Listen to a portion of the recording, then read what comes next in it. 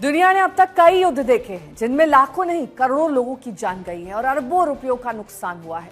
प्रथम विश्व युद्ध ने साम्राज्यों का अंत किया, द्वितीय विश्व युद्ध ने नई विश्व व्यवस्था बना दी और कोरियाई युद्ध ने दुनिया को दो विचारधाराओं में बांट दिया। अब सवाल यही कि उन मुश्किल परिस्थितियों में समझौता कैसे हुआ, शांति स्थापित कैसे हुई, सीजफायर कैसे संभव हुआ। 20वीं सदी दुनिया ने वो दौर देखा जब इंसान ने इंसान के खिलाफ सबसे बड़े युद्ध लड़े, महायुद्ध, परमाणु हमला और ऐसी लड़ाइयां जिनकी गूंज आज भी सीमाओं पर सुनाई देती है।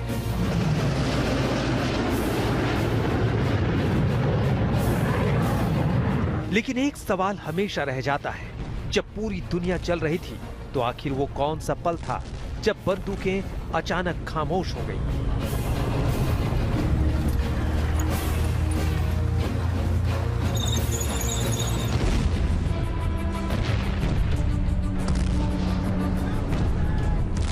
दुनिया का पहला महायुद्ध जिसमें करोड़ों लोगों की मौतें हुई और यूरोप तबाह हो गया। 4 साल तक लगातार गोलियों की आवाज पूरी दुनिया में गूंजती रही। लेकिन 1918 आते आते जर्मनी की हालत कमजोर होने लगी। जानकार कहते हैं कि सैनिक थक चुके थे, हथियार और खाना कम पड़ रहा था और ब्रिटेन की समुद्री नाकेबंदी ने अर्थव्यवस्था तोड़ दी थी।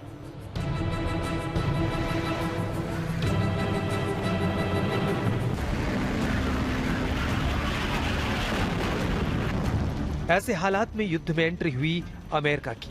अमेरिकी सैनिकों के आने से युद्ध का संतुलन बदल गया और जर्मनी लगातार पीछे हटने लगा। जर्मनी के अंदर भी हालात बिगड़ गए। जनता सड़कों पर उतर आई और सैनिकों ने विद्रोह कर दिया और जर्मन सम्राट को सत्ता छोड़नी पड़ी। रिसर्च एजेंसियां ये दावा करती है कि करीब 1 करोड़ 80 लाख से 2 करोड़ 20 लाख लोगों की मौत हुई थी। कहा जाता है 186.3 बिलियन डॉलर खर्च हुआ था। युद्ध में ब्रिटेन, जर्मनी और फ्रांस जैसे देशों ने अपनी अर्थव्यवस्था का लगभग 60% हिस्सा युद्ध में खर्च किया था।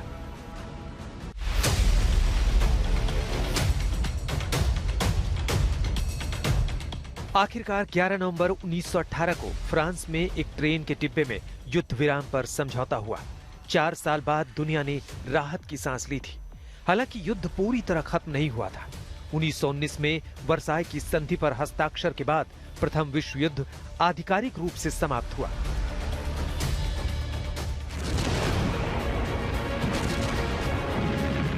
छह साल तक पूरी दुनिया चलती रही, करोड़ों लोगों की मौत हुई और कई आधुनिक शहर खंडहर में बदल गए थे। इंसानियत ने इतिहास का सबसे भयानक युद्ध देखा था। लेकिन आखिर कैसे रुका द्वितीय विश्व युद्ध? कैसे हुआ दुनिया का सबसे बड़ा सीजफायर?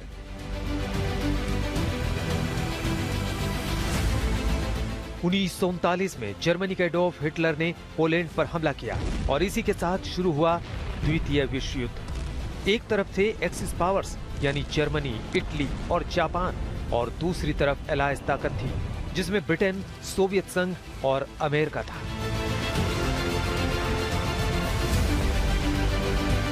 शुरुआत में जर्मनी तेजी से यूरोप पर कब्जा करता गया, लेकिन 1941 के बाद युद्ध की दिशा बदलने लगी। लेकिन जैसे ही सोवियत संघ में जर्मनी को हार मिली, यहीं से नाजी सेना की वापसी शुरू हो गई और दूसरी बड़ी हार मिली जर्मनी को।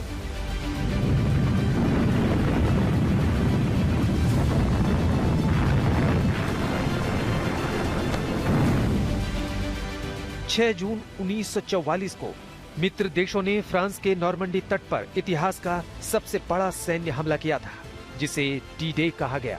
अमेरिका, ब्रिटेन, कनाडा और मित्र देशों की सेनाओं ने पूर्वी फ्रांस पर हमला करके जर्मनी के कब्जे से मुक्त कराया था। 1945 आते आते सोवियत सेना बर्लिन तक पहुंच गई। हार तय देखकर एडोल्फ हिटलर ने आत्महत्या कर ली और जर्मनी ने 8 मई 1945 को सरेंडर कर दिया। यूरोप में युद्ध खत्म हो चुका था, लेकिन एशिया में जापान अभी भी लड़ रहा था। अगस्त 1945 में अमेरिका ने जापान के हिरोशिमा और नागासाकी पर परमाणु बम गिराए।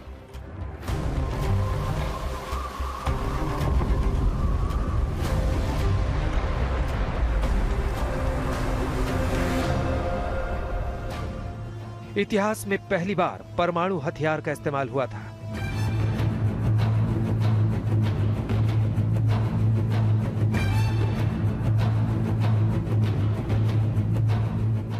भारी तबाही के बाद जापान ने 2 सितंबर 1945 को आत्मसमर्पण कर दिया और इसी के साथ द्वितीय विश्व युद्ध का सीज फायर पूरी दुनिया में लागू हो गया। लेकिन युद्ध के 2 साल बाद 10 जनवरी 1947 को पेरिस शांति संधि हुई। मित्र राष्ट्र अमेरिका, सोवियत संघ, ब्रिटेन ने इटली, रोमानिया, हंगरी, बुल्गारिया और फिनलैंड के साथ इन संधियों पर हस्ताक्षर किए। दूसरी संधि सैन फ्रांसिस्को संधि 8 सितंबर 1951 को हुई। इस संधि ने जापान के साथ युद्ध को औपचारिक रूप से समाप्त किया, जिसके तहत जापान ने युद्ध के दौरान छीने गए कोरिया, ताइवान पर अपना दावा छोड़ दिया।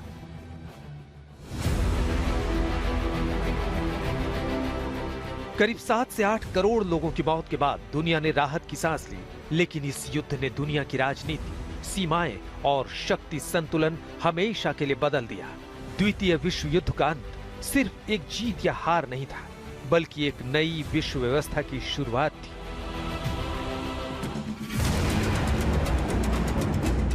द्वितीय विश्व युद्ध खत्म हुआ, लेकिन शांति ज्यादा समय तक नहीं टिक सकी। दुनिया 2 ताकतों में पड़ चुकी थी, अमेरिका और सोवियत संघ, और इसी टकराव ने जन्म दिया एक ऐसे युद्ध को जिसने एक देश को हमेशा के लिए 2 हिस्सों में बांट दिया। उत्तर में बना कम्युनिस्ट देश नॉर्थ कोरिया और दक्षिण में लोकतांत्रिक देश दक्षिण कोरिया। 25 जून 1950 को सोवियत संघ के समर्थन से उत्तर कोरिया ने दक्षिण कोरिया पर हमला कर दिया था और कुछ ही दिनों में राजधानी सियोल पर कब्जा कर लिया, और इस कब्जे के बाद ही ये युद्ध अंतर्राष्ट्रीय बन गया। संयुक्त राष्ट्र, जिसमें अमेरिका प्रमुख भूमिका में था, दक्षिण कोरिया के समर्थन में युद्ध में शामिल हो गया और इसके जवाब में चीन उत्तर कोरिया के समर्थन में खड़ा हो गया। 3 साल तक युद्ध लगातार चलता रहा। कई शहर तबाह हो गए और लाखों परिवार बेघर हो गए और पूरा कोरियाई प्रायद्वीप युद्ध भूमि बन गया।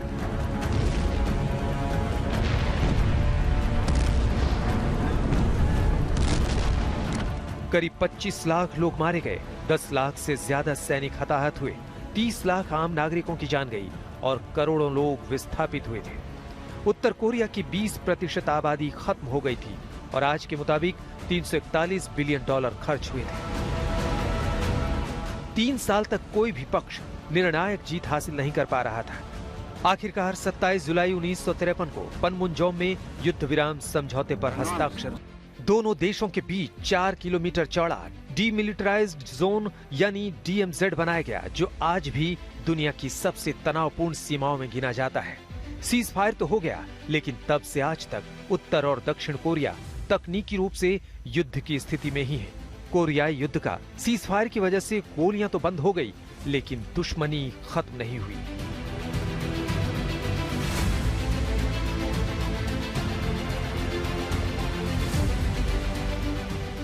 ये युद्ध शहरों में नहीं बल्कि घने जंगलों में लड़ा गया था।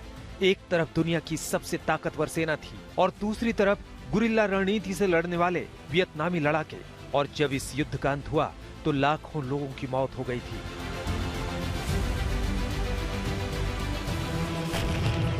वियतनाम युद्ध सिर्फ एक लड़ाई नहीं थी, ये अमेरिका की प्रतिष्ठा और कम्युनिज्म को रोकने की जंग बन चुका था।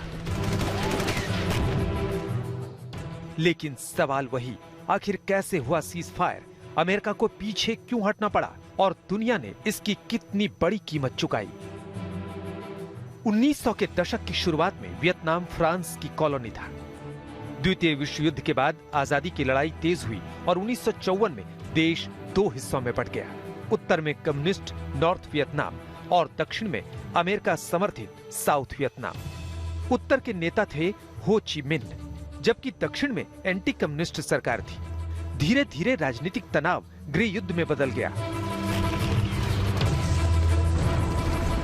दक्षिण में कम्युनिस्ट लड़ाके छिपकर हमला करते थे और उत्तर से मदद पाते थे। सरकार कमजोर होने लगी और हालात बिगड़ते गए और फिर कम्युनिज्म को रोकने के लिए अमेरिका सीधे युद्ध में उतर आया।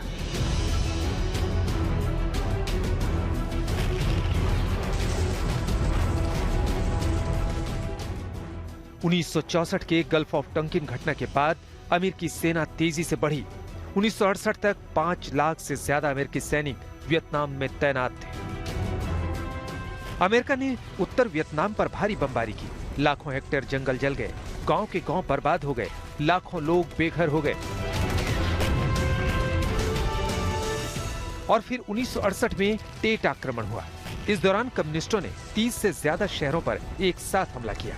सैन्य रूप से तो अमेरिका टिक गया, लेकिन अमेरिका को यह एहसास हो गया कि ये युद्ध जीता नहीं जा सकता।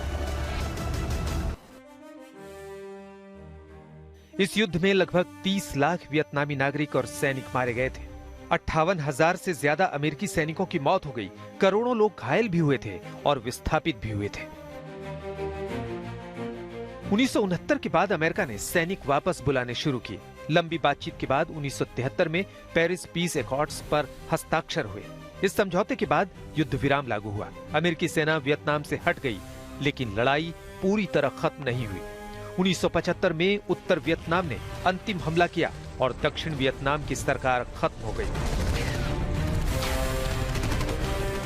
1976 में उत्तर और दक्षिण को मिलाकर एक देश बना, वियतनाम।